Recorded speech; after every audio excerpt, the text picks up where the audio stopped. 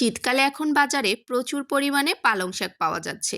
এই পালং শাক আমরা অনেকভাবে খেয়ে থাকি। আজকে আমি পালং শাক দিয়ে তৈরি করেছি পালং পরোটা।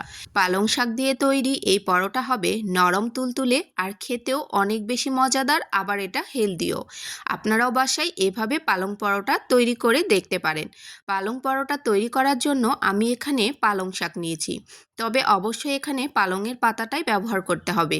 পালংয়ের মধ্যে যে ডাঁটাগুলো আছে এটাকে আমি ফেলে দিয়ে শুধু পাতাটাই ব্যবহার করেছি। তো এখন আমি এটাকে একটা ব্লেন্ডার জারে দিয়ে একদমই পেস্ট বানিয়ে নিয়েছি, সামান্য একটু পানি ব্যবহার করেছি। তো এখানে প্রায় 1.5 কাপের মতো পালংয়ের রস বের হয়েছে। তো এর মধ্যে সামান্য একটু তেল আর একটু লবণ ব্যবহার করেছি। এরপর অল্প অল্প করে ময়দা দিয়ে আমি একটা ডো বানিয়ে নেব। নর্মাল যেরকম আমরা পরোটার ডো বানিয়ে নেই সেরকম একটা ডো এখানে বানিয়ে নিতে হবে। অল্প অল্প করে ময়দা দিয়ে এই ডোটাকে বানিয়ে নিতে হবে।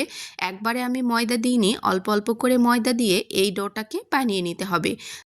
পরোটাটা তৈরি করতে এখানে ময়দার পরিমাণটা আমি বলছি না, কারণ এখানে কম বেশি লাগতে পারে। তো আমি অল্প অল্প করে ময়দা দিয়ে সফট একটা ডো বানিয়ে নেব। তো ডোটা একদম তৈরি হয়ে গেছে। এখন এটাকে রেস্টে রেখে দিতে হবে। তো আমি ভালো মতো করে এটাকে মথে নিয়ে 10 মিনিটের জন্য রেস্টে রেখে দেব।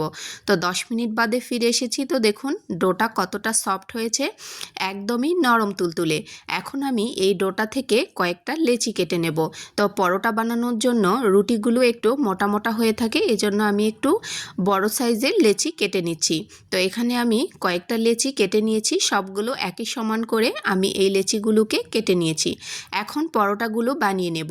আর এই পরোটাগুলো বানানো খুবই সহজ, এগুলোর কোনো ভাঁজ দিতে হয় না। একটা রুটি বেলে নিলেই এই পরোটাগুলো তৈরি হয়ে যাবে।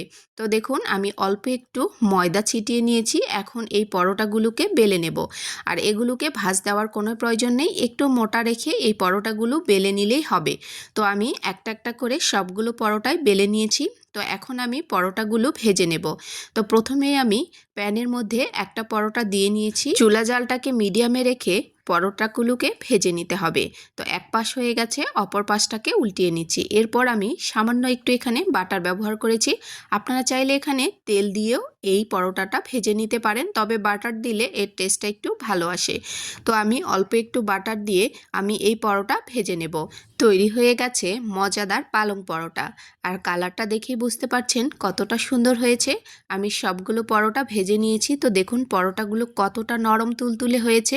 এগুলো ভাঁজ দেওয়ার পরেও কিন্তু ভেঙে যাবে না, এতটাই নরম তুলতুলে। আর খেতেও অনেক বেশি মজাদার, হেলদিভাবে তৈরি মজাদার এই পরোটাটা আপনারাও বাসায় তৈরি করে দেখতে পারেন। যদি ভালো লেগে থাকে অবশ্যই ভিডিওটি শেয়ার করে দিতে ভুলবেন না। আল্লাহ হাফেজ, আসসালামু আলাইকুম।